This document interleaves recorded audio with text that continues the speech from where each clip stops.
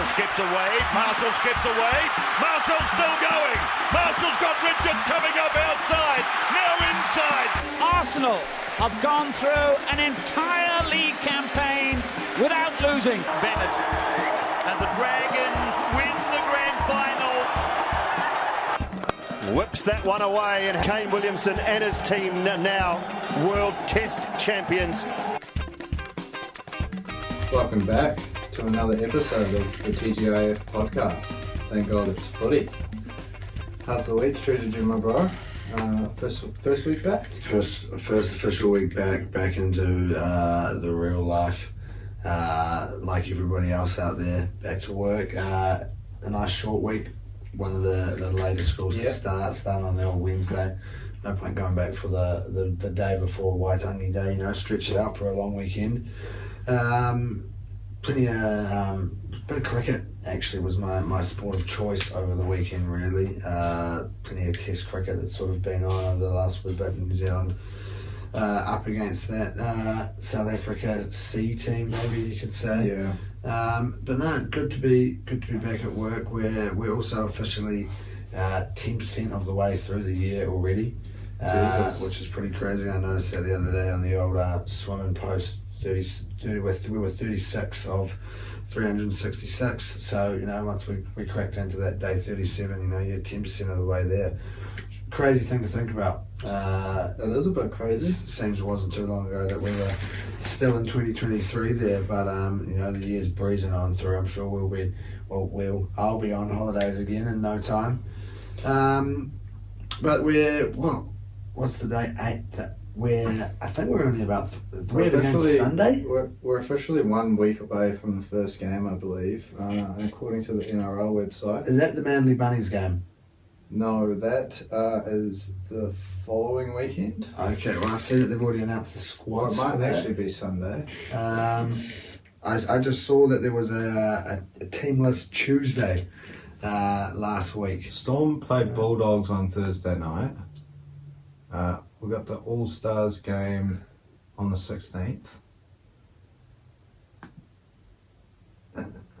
Roosters Seagulls. Is that one not in? Nah, that must not be the Vegas one. I think Vegas is. So that's just the squad that's these two going to Vegas. games, round one. Possibly, yeah. Maybe that's all we've seen. The squad that's going to Vegas. Squads that are going to Vegas, but we've got some pre-season challenge. We're a week away. You got next week. You got the Warriors on Sunday, Arvo, mate. Not this Sunday. We're only on the 8th today. Next Sunday. Next Sunday. So week's time, we'll be saying what I just said. We'll rewind that. In a week's time, we'll be saying that. But in a week's time, sort of 10 minutes ago to the hour, will be, Bulldogs Storm pre-season action offer. How good, eh? I'm sure we'll be tucking in. We've been starved of footy over the last couple of months, so we have. It's been a big long wait, so I'm looking forward to Be good to crack back into a bit of footy. Getting back into some footy, exactly. We're still seeing a few deals being signed here and there over the last week or so. A little arrival there for your Dragons. Yeah, Christian Tuipulotu, handy little winger from Manly there. Probably comes in to take Fionnay's place. Ravalawa's probably got one locked in. You'd have to say. I'd say definitely he'd be coming in on the wing there. Potentially centre with the likes of Corey Allen going down injured for the season, depending on what the plan was there. Heard a bit of rumours that Zach Lomax may be out on the wing. Okay, that'd be interesting. That might have had to have been rethought. I feel like he might be a little bit lost out there on the wing.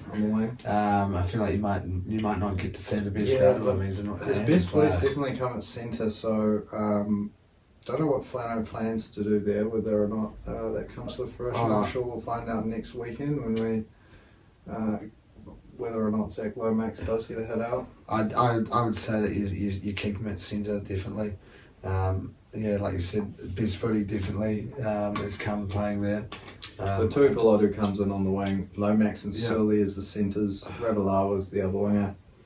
good team to challenge for 16th, I think. Yeah, look, we'll be in another fierce battle with a few other clubs there by the looks of things. But look, that's what it's the beauty of the start of the season. You know, you all start on a level field, so to speak, on the table at least. So I've got hopes and dreams are ahead of you. I've got big hopes for the Tigers. They're yet to be shattered.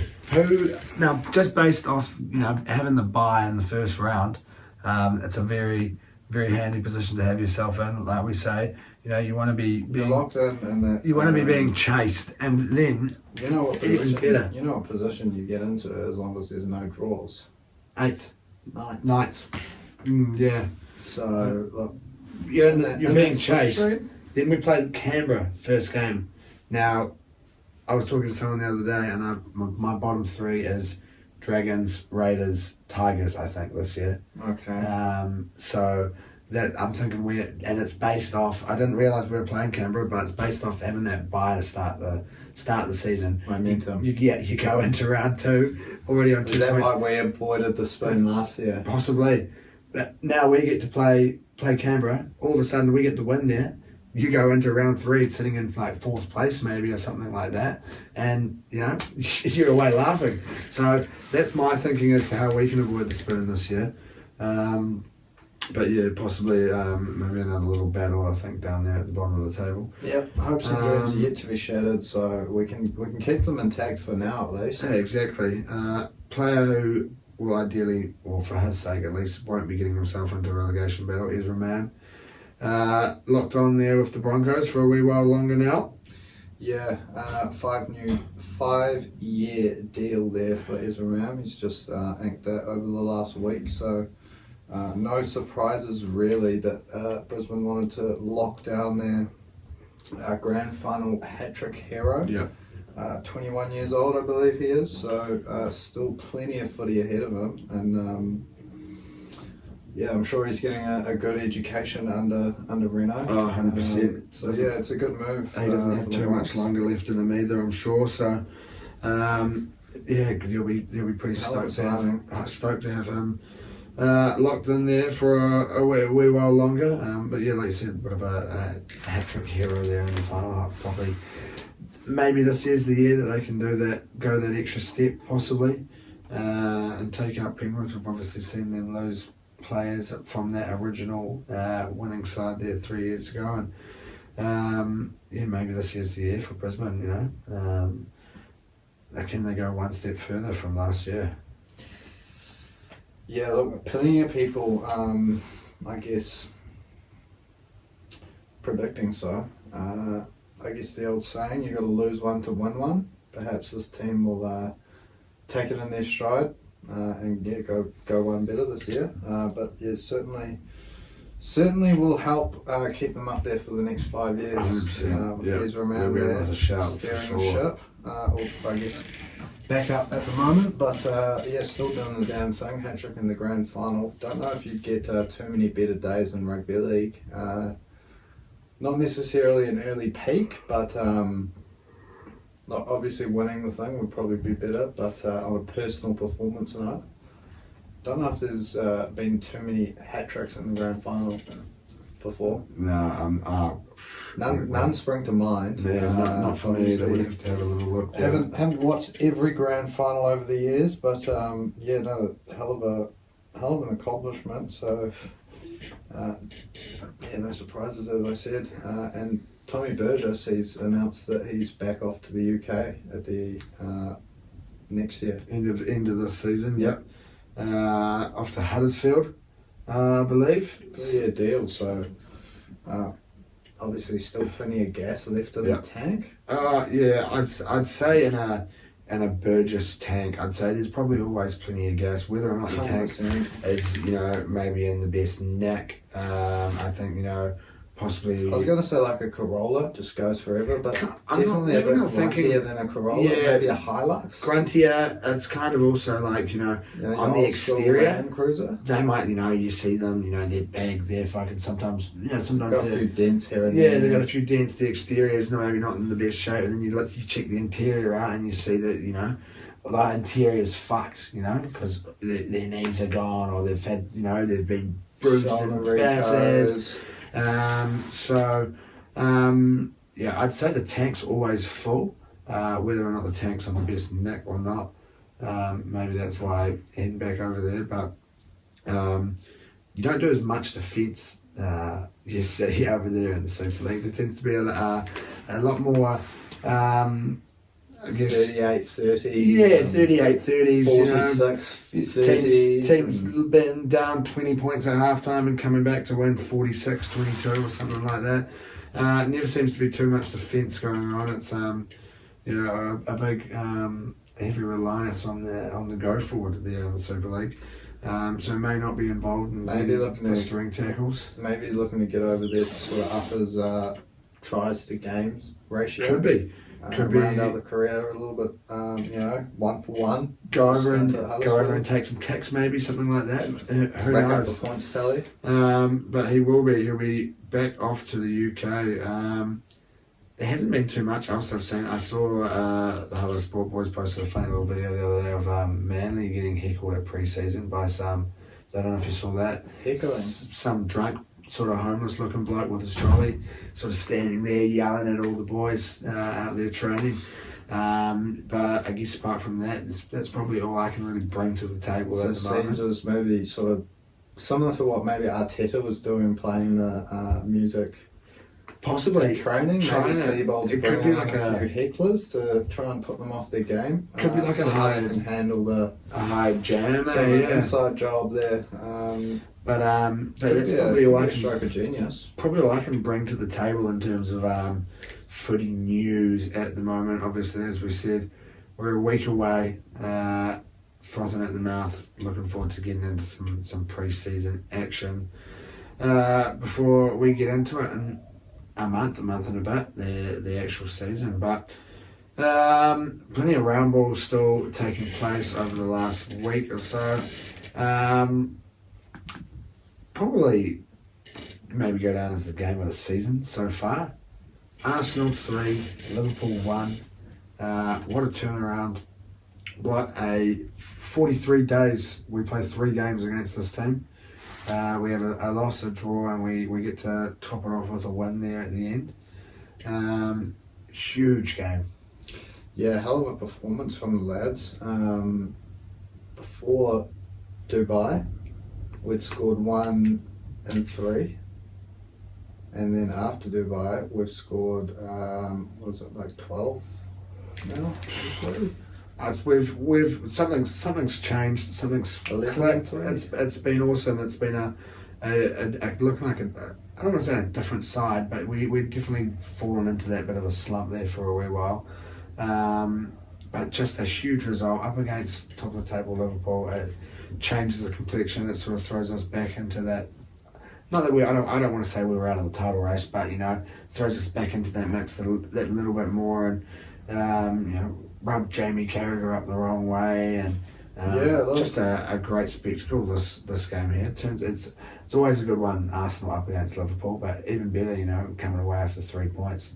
It doesn't happen too often. 3 points. Look, we ended up scoring all 4 goals on the day as well, which was very surprising. I thought Liverpool were all about that firepower, but defensively we just managed to shut them down really well for most of the game. And then we were just on fire with the ball as well. It was awesome to see Gabriel Martinelli just making absolute mincemeat of Konate. Yeah, who's definitely no slouch himself. So shows you him playing with a bit more confidence. Yeah, it shows you how good Martinelli can be with that confidence. He's rapid. Saka as well, obviously scoring that. I guess fortuitous goal, but in the right position. Kai Havertz, I thought, was probably one of his best performances in an Arsenal shirt. And for me, man of the match, it has to go down for me as his best performance in an Arsenal shirt was Jorginho. Yeah. Absolutely dictated the play when we had the ball, and seemed to be in handy enough positions to help out when we didn't. He was awesome, but I also want to give a bit of a shout out to Kiwior there. Kirill came something on at and half was- time, playing left back in a position where when he has played prior hasn't really looked as good as he does. Well, not that he's the flashiest of players, but comes in and does a good job. But I thought he came on at left back and did an amazing job there. Yeah, the old Pep Guardiola play, 4 lumps of 6'2" wood across the back. I think Arteta's sort of going for that with Ben White and Kirill left back, but yeah, he looked slick on the ball when he came on. I thought he had a really, really good game there that second half. Yeah, which was awesome to see. Obviously, scoring the own goal last time out at the Emirates against Liverpool. So good to see that he's got, I guess, the fire in his belly to right the wrongs. Trossard, I think that was just what a goal. Pick the ball up on halfway, amazing turn, get in behind and meet the keeper. Alisson obviously wouldn't be putting his hand up to say that was his best ever performance. No. I think it was 3. Obviously the first one couldn't really do much, but probably could have waited on his line a little bit longer. And then, that second one obviously was a bit of a shocker for him and Van Dijk. And then to be meant to round it all off, it was like a goal you would have seen, back in 2012. You're looking at like a Northern Football Div 3, under 17s, like what we're playing at 2:45 in the afternoon kickoff. It's you're late into the second half. You've already played a game in the morning. You've gone. You've had a feed. Your muscles have seized up. You've played a first half. You've been subbed off. Maybe not actually in my case, because I'm picturing me as Alisson in this situation. Probably not been subbed off, but maybe the defenders come off, had a little rest, and then come back on your stuff. Absolute schoolboy era. I've got myself into situations like that before, no doubt about it. Yeah, I guess Saliba and Raya was probably no better as well for their own goal. It's pretty shocking defending, which is, I guess, bizarre to see in a Premier League game, but always nice when it goes in your favour in the end. Fingers crossed that can send Liverpool into a little bit of a down spiral. City, I think, are going to be the ones that we're going to have to topple again and have to hope like hell that they slip up more than we do. But I think over the next... I think in 5 or 6 fixtures time, it's Liverpool versus City, so very handy for us. Ideally, we can get a favourable result depending on how things go leading into that. I think they've both got other derbies as well before then, so fingers crossed someone can pull something off for us. And ideally we continue on this winning streak, take it into our game. What must be Sunday morning, I believe, up against West Ham. Monday morning again. Yeah, it's a Monday out, which a bit of a bummer. Throws a spanner in the works, doesn't it? Up against West Ham, another London derby, something that for that big stretch of time there we were doing so well in, and we've sort of fallen off the tracks a little bit, haven't we? Yeah, managed to get one back over Palace, obviously recently with that 5-0 drubbing, but probably, I guess, Palace not in the best form at the moment. You probably don't want to be holding that one as your claim to fame. Your biggest achievement. Not really, West Ham, they came to the Emirates, what was it, 5 or 6 weeks ago, picked up the win. A little 2-0 smash and grab for them there. Mavropanos, one of the goal scorers there. So fingers crossed there's a little bit of revenge on the minds of the lads. No more slip-ups. We've seen how well we can play up against everyone in the Big Six. We haven't lost a game all year against them, but if we can manage to put sides away, such as West Ham, it'll go a long way towards staying with Liverpool and City, rather than dropping back off as we had done over the last couple of weeks. But not too sure if Jesus or Partey will be back in this one. But I to be fair, Jesus obviously, don't get me wrong, that's a different situation. I think he's someone that we've had obviously for patches of the season. But Partey, I don't really even look at Partey as an Arsenal player anymore. To be fair, he barely ever plays. He gets injured after playing 2 games usually, and he's only probably had one or two good appearances in an Arsenal shirt really. I don't think he plays enough. I think it's. I don't look at him as someone that we've had. Oh, he's been out injured because he's always injured. I am aware that I think back in training, I believe. Yeah, he was due to be fit for the Liverpool game, but supposedly had a little minor setback. So there you go. Days or weeks. Arteta said he should be back soon. We'll see him in April. Yeah, look, I think he definitely had a good run last year. He was pretty key towards our, I guess, bottling of the title. But when he was in the side at the start of the year, we were going well, and then him and Saliba dropped off, and it sort of fell away. And yeah, he hasn't been fit ever since then, which is a bit of a shame, I think. But yeah, Jorginho was insane in the last game, and obviously with Declan Rice there now, it's probably going to be pretty tough for Partey to get back in and get minutes, similar to, I guess, Smith Rowe, other players like that, Reece Nelson, just a couple of players that we've sort of, upgraded, I guess, in their position. But yeah, look, Jesus, hopefully he's back.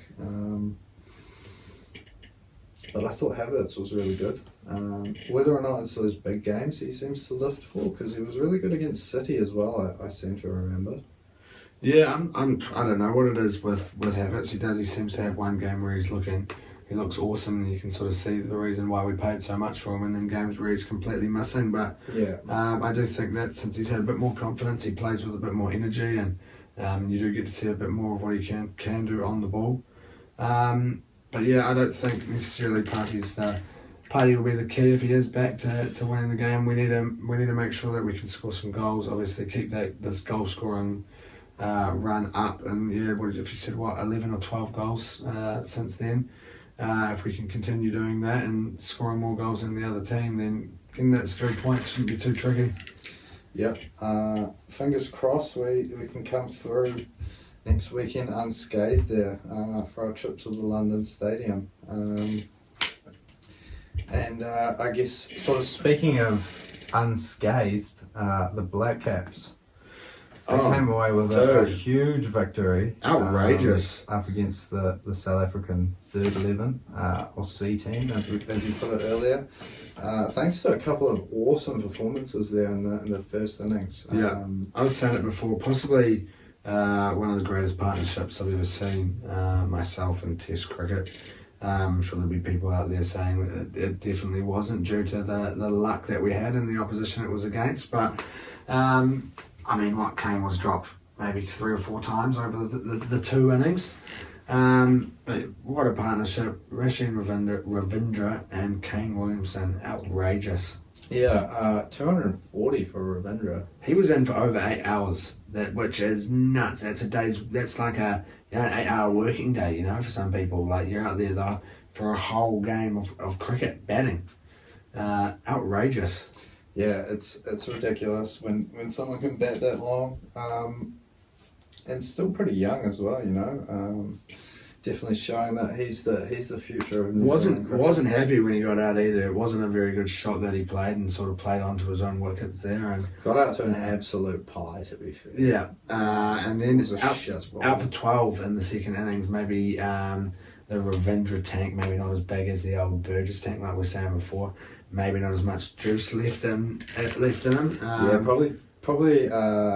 Saving it for Kano though. Of the Mongols scale. I think saving it for Kano, obviously. Kane disappointed to not continue as he had been batting for the first 100 runs there in that first innings, but saving it for Kane, letting him get out there, do it again in the second innings. I believe only the 5th Kiwi to get hundreds in both innings of a test. I can't remember all of them. Peter Fulton, I believe, was one of them.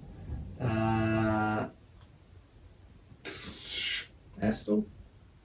I'm not sure. Maybe Fleming. No, not Fleming. They were talking about Fleming and Grant Elliott ripped on him.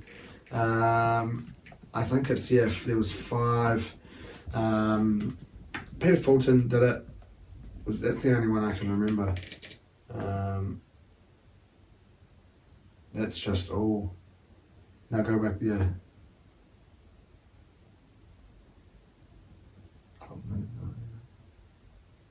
Glenn Turner, Jeff Howarth, Andrew Jones, Takagama alumni. Peter Fulton and Kano, obviously just joining the crew there. Hell of an achievement. Huge showing there from Kano. Overtaking Coley and Joe Root in the process. They might have already been ahead of Joe Root. Oh, most runs scored in Test cricket. Most hundreds. Scored in Test cricket.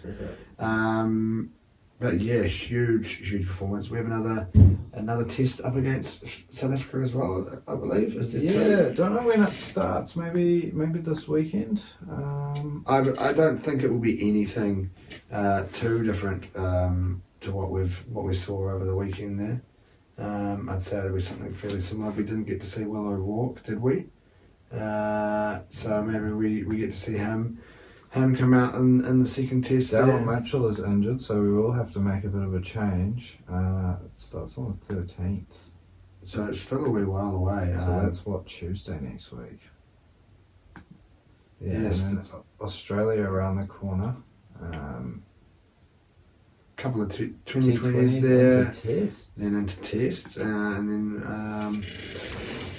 what have we got there? We had the World 2020 Championship then, but there'll be something else before then, I'm sure. But yeah, what a performance! And then we saw obviously Jameson going out there and ripping through that South African batting line up there in that second innings as well, getting himself 4 wickets. 4 wickets in the second, I believe.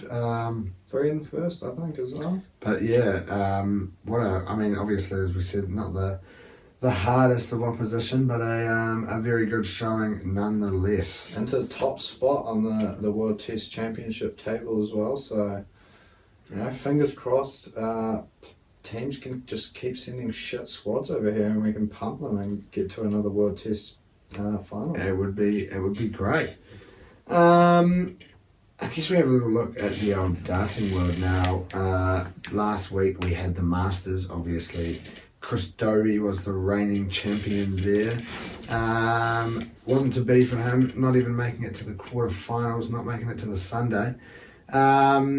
What a Sunday it was. We had 2 huge semi-finals, 2 very one-sided semi-finals. Stephen Bunting, who had been on form all weekend, had only conceded going into the final 3 legs in the day and best of 21s.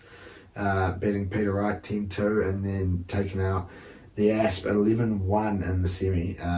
Pretty outrageous. And then following that we had MVG up against Dimi Vandenberg. Now, looking like we were going to have the same thing. I think MVG finished the first little sort of batch of games there, session I guess you'd call it, 5-0 up. And I thought, they were saying, go on then Stephen, what you can do, I can go one better. Go out there and win 11-0, but Dimi getting a couple of legs, MVG not getting the 180s that I had. I would have won, I think it was $80 on those semi-finals there. Didn't get me King of the Oki.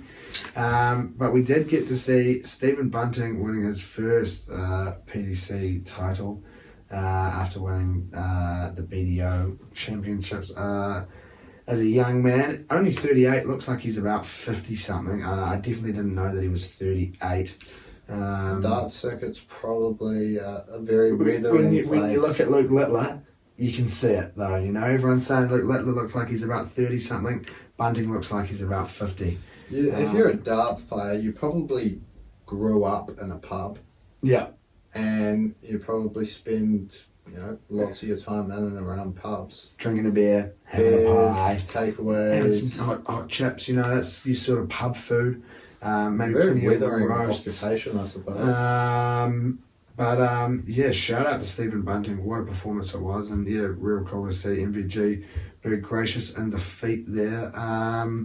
Now this weekend they go into a bit of Players Championships, and we finally get to see a Kiwi on the pro circuit. Now, Popeye's making the trip over. He'll be involved in both Players Championships that we've got over the weekend there. So shout out to him. Fingers crossed he can go out and get himself a dub. But before that, there is the Premier League. Now, back into it tomorrow. Obviously, we saw the first round of the Premier League last week. I actually didn't touch on that. Michael Smith taking it out there, first round there in Cardiff.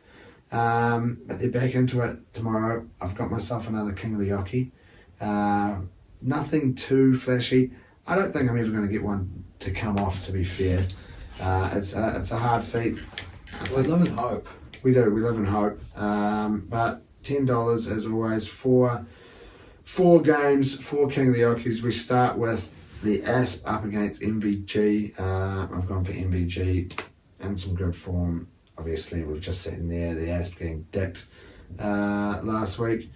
Michael Smith up against Gizzy. I've gone to Gizzy for a bit of revenge from last week to take it out. He's paying $6, so that ups it a little bit. You've then got Luke the Nuke up against Rob Cross. We've gone for Luke Littler. He's paying the least. No, he's not, sorry. The other Luke is, but second favourite out of these 4 here, $2.75. And then we've gone for Cool Hand Luke Humphreys up against Peter Wright, $2.10. So nothing too flashy, but you chuck it all together.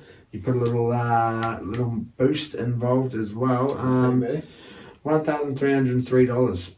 So $100.30 it's paying. Nothing too flashy, and it's a tricky one to pull off. I think that MVG Gizzy, Michael Smith Gizzy game could be throwing a little spanner in the works there possibly, but we live and we hope. I'll be crossing my fingers tomorrow. I'll be checking a little tab up on my laptop while I'm doing whatever we're doing tomorrow.